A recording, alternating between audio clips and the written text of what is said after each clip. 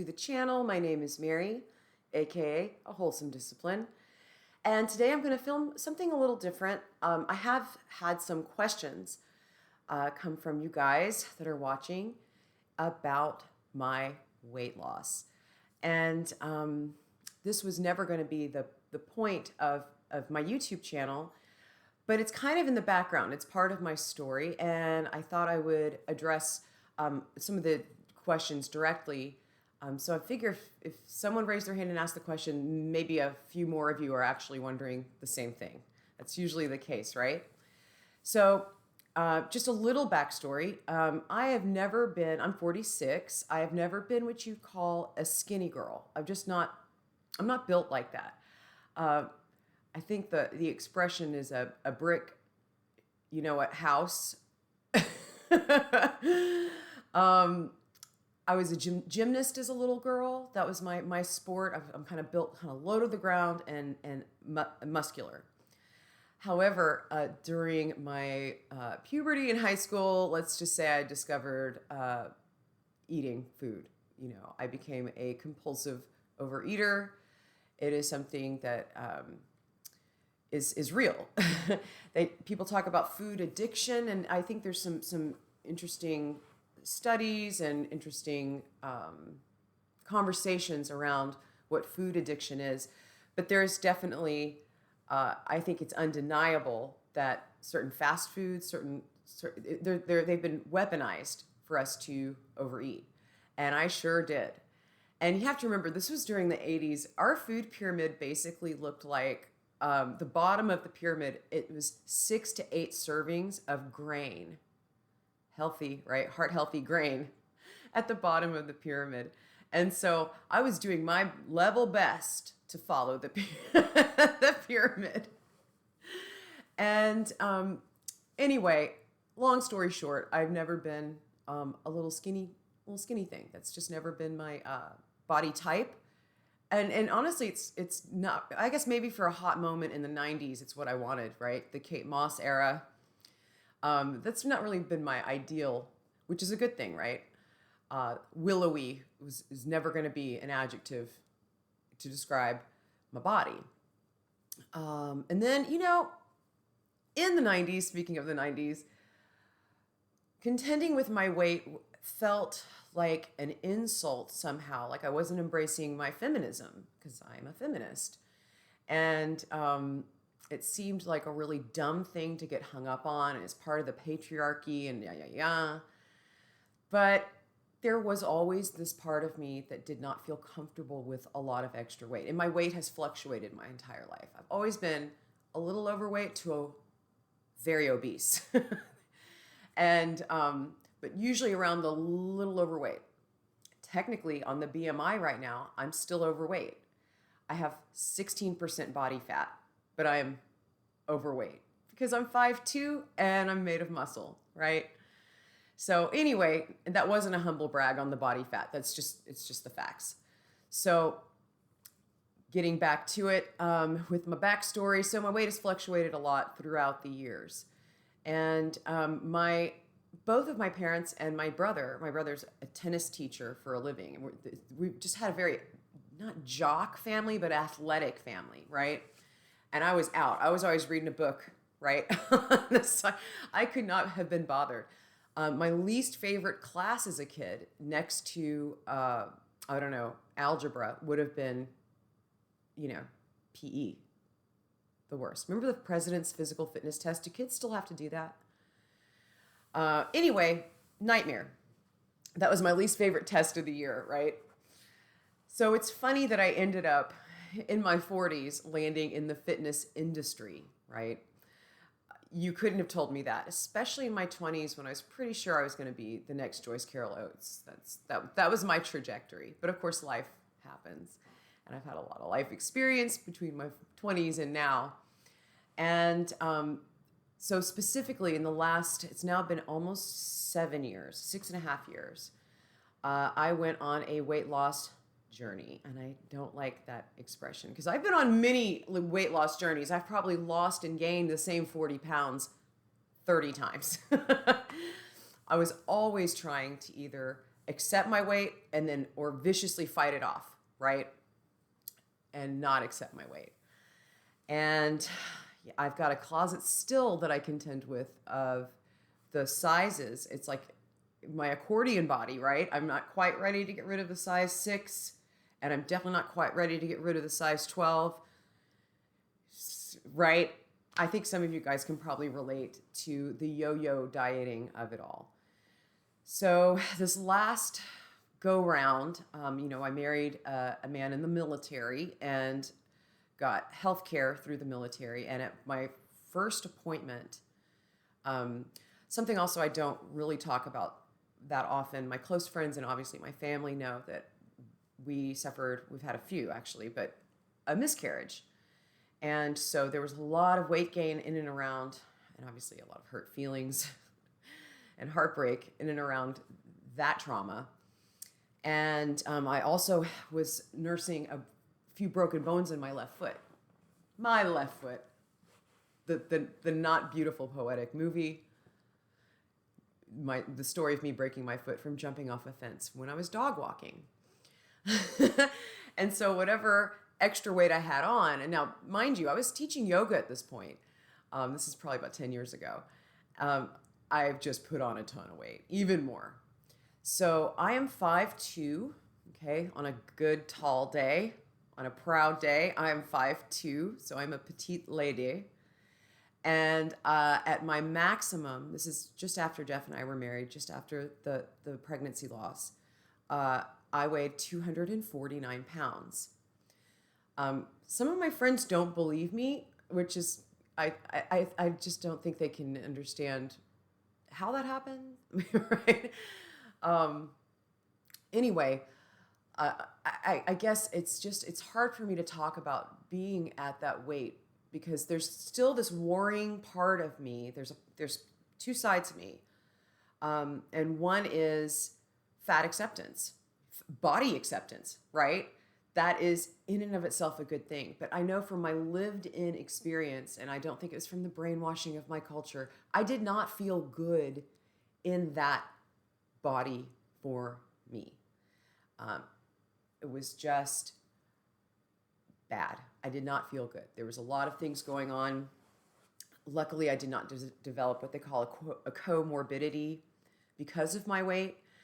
But that first appointment after the pregnancy loss, the doctor took one look at my weight and said, okay, you could qualify just from your BMI for a gastric bypass. Army's old school. They're not doing a sleeve. They're not doing a band. They're going in and cha-cha-cha, right? And it scared me to death. So I actually went to an informational meeting about, because you have to do this if you're actually serious about getting the military to pick up the bill for your weight loss surgery. And I remember sitting, and I remember being in my car, and it was at that point in my weight where the seatbelt was too tight. I was just barely crammed in and just crying big girl tears, in the parking lot after the informational session. And I decided I was going to do something. I had to get on the stick. It was time. And I got in touch with a friend of mine from Dallas who had been doing and worked at a weight loss clinic or a wellness clinic where they offered HCG injections. And I remember her telling me about it a couple of years before the big girl tears in the parking lot moment. And I thought it sounded insane. You're going to starve to death. What do you mean you're eating 500 calories a day? You're going to starve to death. You're going to starve to death. Not really taking into full account that I had, 20,000 or more calories on my body to live on for a while, like a camel, right? But with old drive-through moments and ding-dong Twinkie moments and just overeating moments, binge moments, were still on my body, just waiting for me to tap into them. So I want to make it really clear here that I'm not saying the HCG protocol is right and or healthy for everybody. It is what I used. You could also think of it as a fasting protocol. So some people don't want to do HCG, don't want to put a hormone in their body. And I understand that impulse, believe me. I was desperate. Um, and maybe you could follow a fasting. Jason Fung, Fung, is a fabulous resource. He's a Canadian, I believe he's an endocrinologist. Wait, what's a kidney doctor? I'll put it on the screen. That was the HCG protocol is just a way into a fast, basically. You're greatly restricting your calories, and for some people, it's just going to be a no-go. And there's some science, and there's definitely some experts out there that say it's super unhealthy. But I'm just being real with you guys. This is how I did it. Got the bulk of my weight off. I had over 100 pounds to lose to be still be overweight. Y'all, I'm still overweight on the BMI, but I had quite a hill in front of me. And, I did it with the injections. I didn't do drops. Some people, there's drops you can use. And I did it with a doctor's supervision, at least the first three rounds, which was expensive. Was it as expensive as a gastric bypass? No. Would my insurance cover it? No. So it was out-of-pocket expense. And I had to borrow money from my mom, at least for the first couple, because I really was, desperate. Once again, this was a move of a desperate woman. So basically, the doctor sat me down after our first meeting. Obviously, I fully qualified for the HCG protocol. And he said, you're going to have to say goodbye to carbs for a while. And once again, cut to me crying in the car. Big girl tears. And I mean, mourning. Because I used to have, I have a thing, I'm Oprah. I love bread, right? What are you talking about? I'm half Italian. I'm made of pasta. Literally, my people. But yeah, it was a no-go. And it was a no-go between your rounds of HCG. You don't take HCG every day for a year. That's not how it works. You do it for 21 days, or you can do a longer. I never did well with the longer ones. The 21 days at the 500 to 750 calorie range, no fat. As little fat as you can. It's a hardcore diet. However, with the injections, you take them for a couple of days. You load, which is a binge eater's dream. And then, you do the diet. You do the hard part. They call it the very low calorie diet, right? The hard part. But with the injections, with the hormones, you really shouldn't be hungry. I'm actually coaching. I have coached people through the HCG protocol. So if you have any questions, please let me down below. I'm very reasonable. Anyway, just let me know. That's not a main source of income. It's something I really do to help, because it can be helpful. It helped me. So, but I will circle back to HCG, I'm sure. But I want to make it clear that I don't think HCG was the vehicle in which I got the weight off. Here's the deal. I can get the weight off doing anything, right? Not as fast. HCG is really fast. But give me a diet, I can lose the weight. I will put that weight back on plus, right? That's you. Do you relate to that? So it was what the doctor told me, that I'm going to have to say goodbye to carbs. He said for a while. And some people can get back to eating a quote unquote normal diet after their HCG protocols and not regain the weight. There's steps to take to do that, right? To reintegrate the foods you used to eat. Maybe not everything. Because it does act as a little bit of an allergy test. You will find the foods you're sensitive to. Folks that do the Whole30 protocol will find, wow, I don't do great with dairy, or I don't do great with gluten. Once it's out of your diet for a while and you do that reintroduction and your body freaks out, that's good information. And HCG, I did it. I did 2 rounds a year for 4 years. So I've technically done 4 rounds of HCG to get all of my weight off. And I've had more successful rounds. I've learned what doesn't work for me. I've learned what works for me. So hopefully I'll never have to do another round. I figure if I'm careful and I monitor my weight and it doesn't creep on, I will never be surprised. I do things that some people, and I would have been one of those people, 6 or 7 years ago. I do things on the daily that some people find that they just can't do. I do three things that might seem um, over the top or restrictive. This is so I don't have to get a weight loss surgery. So this is how important, which could be deadly, right? This is life or death for me, and I take it as seriously as that. The first thing is I weigh and measure my food on a scale to the gram. Yes, I've gone metric. Now there's some days I'm not quite as strict to the gram, right? But in general, it's a thing I do every day. I weigh and measure my food. Thing two, I log my food. I often found that I'm a Weight Watchers person from years ago, and I think that's the element in Weight Watchers that worked for me was keeping track. And keeping track means you're accountable to yourself, and you're accountable, just writing it down makes it a little more real. It's easy to forget if you have a binge eating disorder, if you have disordered compulsive overeating, it's easy to kind of blank out, what have I eaten? What just happened, right? You can lose time. Remember that movie with Ed Norton? I lost time. I have lost time in front of some Oreos. So writing it down, either in the pre-planning or just, what I do is I'll log it I use Carb Manager. It's a free app. I'll log it while I'm cooking. Cooking is also kind of a thing, kind of a deal for success, I think, for long-term sustainable success. But actually, that's not my thing three. My thing three, and this is a big one, and this is the one that folks that struggle with, who are recovering from bulimia and those types of eating disorders, and the anorexics, probably shouldn't do this, but I weigh myself every single morning.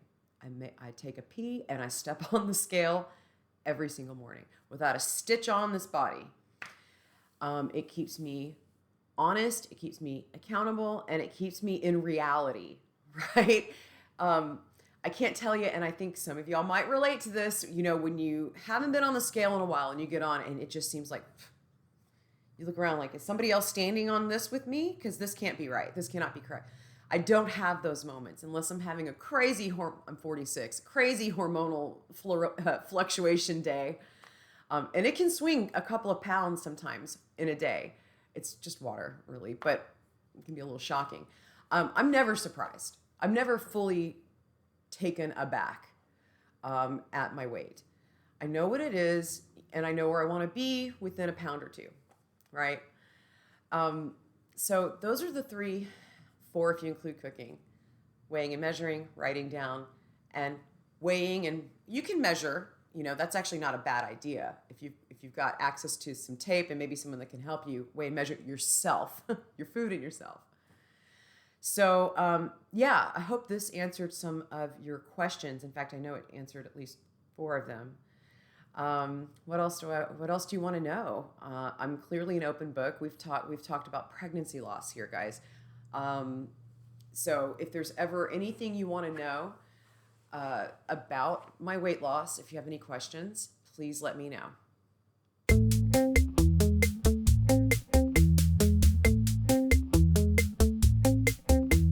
Sorry, I had a delivery. Okay, I don't know where I stopped, so I'm just gonna wrap it up. Yes, I have gained weight. I've somebody asked me this in the nicest way possible, by the way, and I appreciate your kindness in the way you asked this question, because I think that's really important, how we speak to each other, especially around our bodies and stuff. But basically the question was, have you gained a little weight? And she sandwiched it with, she said, I love your channel. Have you gained a tiny bit of weight? That's how she put it. And then sandwiched it with another compliment. You look amazing, which I'm open to answering this question now. Thank you. No, but I do appreciate that. I've gained 5 pounds. I needed to gain 5 pounds. I'm actually going to make another video about this issue because this has also come up and it's kind of a much longer topic about amenorrhea, which is when you lose your period. It happens to athletes. And at the low body fat percentage that I was technically, and I can't believe I'm saying this, in the elite female athlete category. And I lost my period. And not that we're trying to have a child or anything, but you want your period. You just do, even though she sucks, even though she's painful and uninvited and, you know, all that stuff. It is a barometer, an expression of female health. So anyway, I got my period back, putting on just that little bit of weight. And I'm happy at this weight. You know, I was kind of in that mode of let's see how lean I can get, you know, just more out of curiosity. I've never been this low in body fat. What can I do, right? And it was more my very last round of HCG was a year ago, just over a year ago. And yeah, I got a little too low. In fact, I think I was like 130, 135, I think was they call it your last injection weight when you inject. And you want to stay within 3 or 4 pounds of that. And that's too low for me. And for a woman who's 5'2", on your BMI, that's perfect, right? That's normal, that's healthy. But for my body, BMI, 130 is too low. And yeah, I lost my period. So if you want to talk about that's, you know, I know people love period talk, but I found resources on the internet very, very, very helpful, and I was grateful. So if I can be that resource to you, please let me know. All right, so that's it. If you have any more questions, I'm sure many will come up, like I said. If this kind of real talk about weight loss is upsetting or triggering to you, or you feel that I'm judging or anything like that, please know I don't want to hurt anyone's feelings. I don't want anyone to feel shame around or judgment. I love a big, beautiful body. Is there anyone more beautiful than Lizzo? Is there really? It's just not where I felt good. I wished I did. I would have been living life, you guys. But I wasn't. I was real. I was in a lot of pain. My joints were mad, and I was sick and unhappy, and I didn't feel like the best version of myself. So anyway, with all those disclaimers out of the way, I hope that you appreciate the real talk. If you want more of it, please let me know. And if you have any more questions about the protocol, about whether or not you think it might be something you're interested in or looking at doing, or the fasting protocol, or just going low carb, right? Because that's a whole nother kettle of fish, or keto even. Oh, I'm not keto, by the way. I'm low carb, just so you know. Please let me know. I will talk to you very soon. I love you guys. Have a beautiful rest of your day. Bye.